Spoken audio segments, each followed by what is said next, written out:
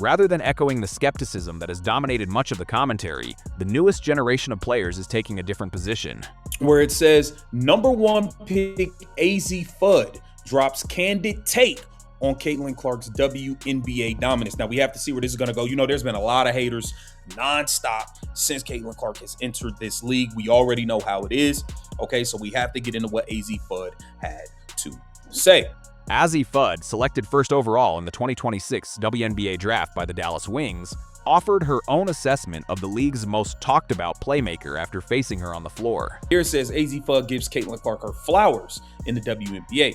Some players' egos wouldn't allow them to give props to Caitlin Clark, but Azzi Fudd kept it 100% real. She said, I mean, honestly, I feel like Caitlin is similar to how she was then in college. To what she's doing is difficult. So to see her create the way that she is, to hit the shots that she's hitting, to play with that poise, it's impressive. Fudd competed against elite competition throughout her college career and now shares professional courts with the league's top guards, and her evaluation was not framed as a backhanded compliment or a coded dismissal. She said plainly that what people are seeing on the court is not a fluke or a media creation. It is an exceptionally difficult style of basketball, executed at a master level. That kind of directness cuts against a narrative that has shaped a large share of sports commentary in recent seasons. The idea that established players resented the spotlight now falling on the league's newer faces. Analysts spent considerable airtime debating whether elite playmakers were genuinely ready for the speed and physicality of the professional game. But the rookies and younger players actually tasked with guarding these shooters are not describing bitterness. They are describing, in direct terms, how difficult it is to stop someone who can orchestrate an offense from nearly 30 feet out. The idea that high-volume scoring and elite court vision would not translate to the professional level was always a fragile argument. In college, defense after defense through double teams, full court pressure, and box-and-one schemes at top playmakers.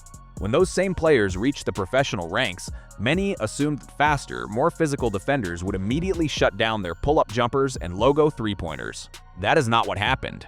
Defensive coordinators who tried to pressure the perimeter and bring physical contact past half-court found that the approach backfired. It opened passing lanes and forced entire defenses to rebuild their coverage on the fly.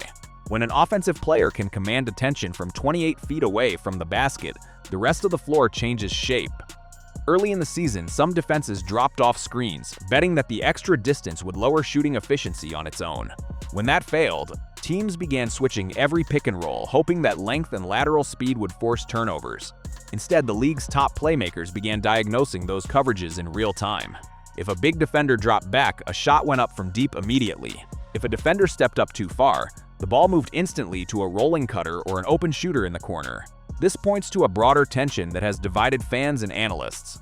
The conflict between traditional coaching philosophy and a faster, more perimeter-driven style of offense. For decades, conventional basketball strategy treated the front court as the primary offensive hub, with centers grinding out possessions in the post while guards functioned largely as entry passers. That approach does not suit a generational playmaker who operates most effectively as the offense's primary decision-maker. Forcing that kind of player into a slower, more rigid system removes their greatest advantage. There have been stretches this season where that mismatch was visible.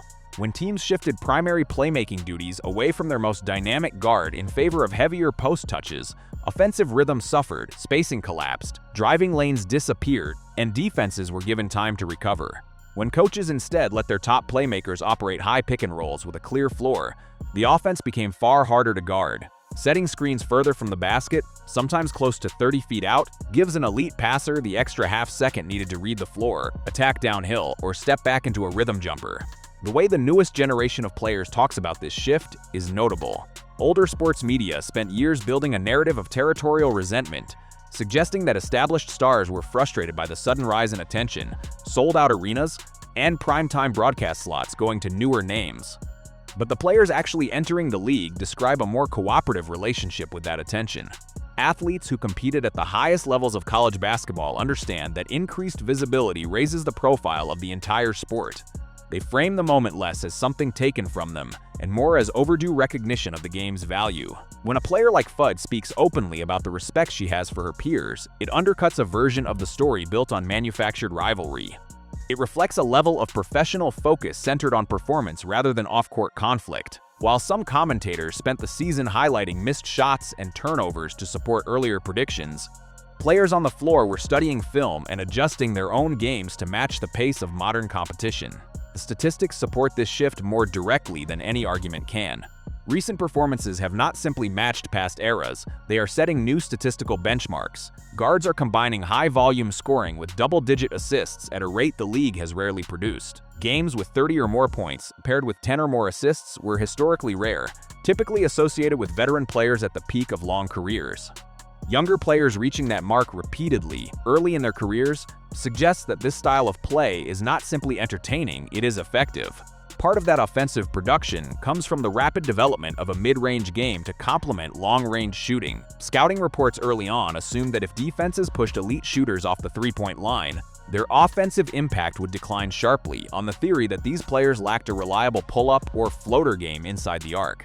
That assumption did not hold. By developing runner packages, mid-range pull-ups, and accurate passes to trailing big players, these guards turned pressure near the edge of the paint into a difficult problem for opposing rim protectors. When a guard can hit a shot from the logo, finish a mid-range pull-up, and deliver an accurate pass to a cutter within the same possession, defensive schemes run out of clean answers.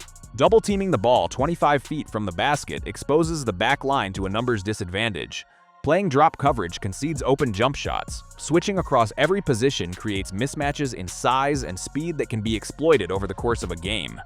That constant tactical pressure is part of why modern offenses are reaching efficiency levels that older defensive schemes were not built to handle. Despite this evolution, media discussion has often returned to earlier arguments about toughness and legacy, questions about who earned a place in the league first. But basketball has always been shaped by adaptation.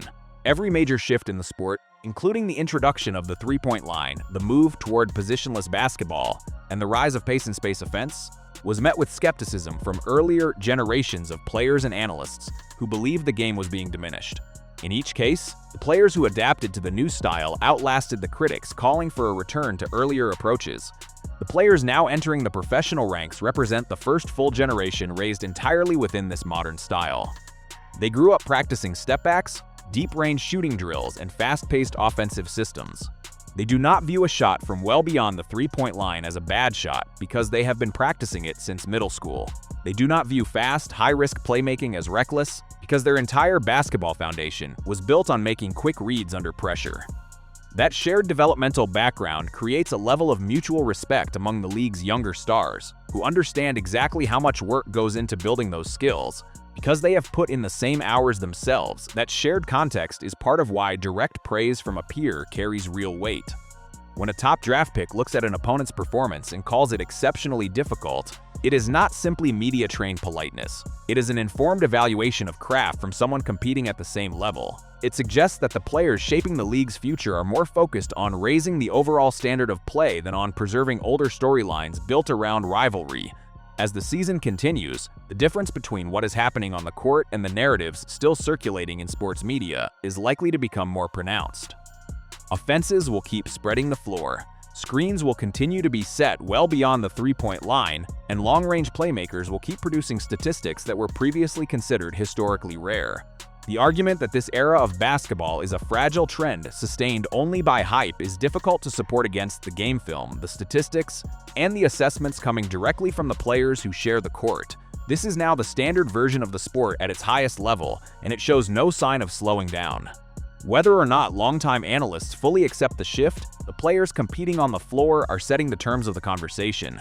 Based on what the newest generation of stars is saying about their peers, that shift in how the game is played and discussed is far from finished.